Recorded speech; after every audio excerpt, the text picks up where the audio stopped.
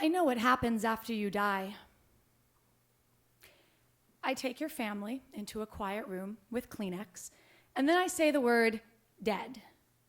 Not expired because you were a person, not milk, and not passed on because families always want to believe that means I just transferred you to another hospital. Dead. I have to say it. And that's really all they taught us about how to break bad news in medical school. A 1-hour lecture. So we learned by following our teaching physicians.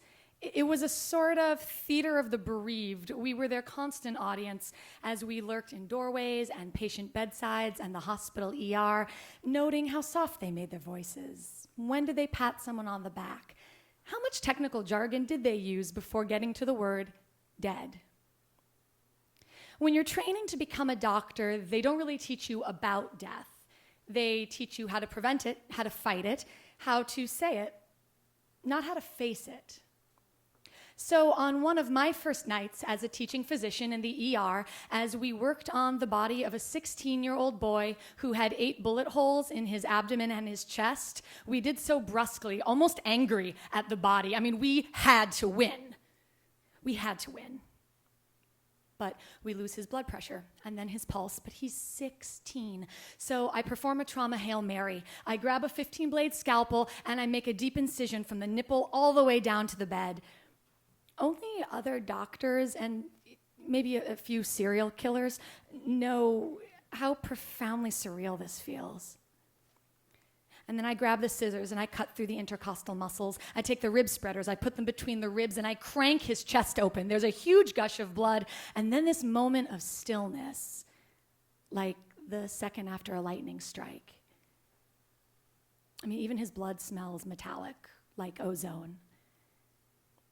And I reach my hands into his chest, and I put them around his still heart, and I begin pumping it for him, feeling for damage.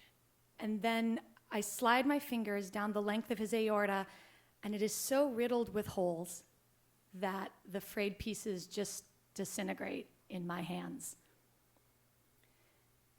The first time I had to break bad news to a family myself, I was in my 3rd year of residency. I remember because I had to do it in the patient's room, his adult daughter refused to leave his bedside. So I said, "I'm sorry. He's dead. We did everything we could." And then I was supposed to give her a few moments alone, but I was paralyzed, just rooted to the spot by this sense of failure and loss. As I looked at him in the bed, I couldn't stop imagining my own father, and my supervisor must have seen what was going on because she grabs me by the arm and drags me outside and says, "Don't you ever do that again. Don't you ever pretend that grief is yours when it's not. You'll be where she is one day, but if it's not the person you love in that bed, you say you're sorry, you mean it, and then you have to walk away." I look up from the boy's chest and see that my own audience has formed. They watch to see what I'll do next. And I realize that the boy's family will be here soon, and in front of me is a giant gaping hole. So I turn to the surgery resident and I say, "Listen, as fast as you can, you have to get this guy closed up." Not even 10 minutes pass, and I hear the sound of a woman demanding to be let in. We are not ready. Security tries in vain to keep her out, and we are just shoving bloody material into these large, giant trash bags, trying to get him put back together, but she is a tsunamic force. We barely have this boy closed up and a sheet half thrown over him when I see her in the doorway. Clearly his mother. "I'm sorry. He's dead. We did everything we could." She takes a running leap towards the table.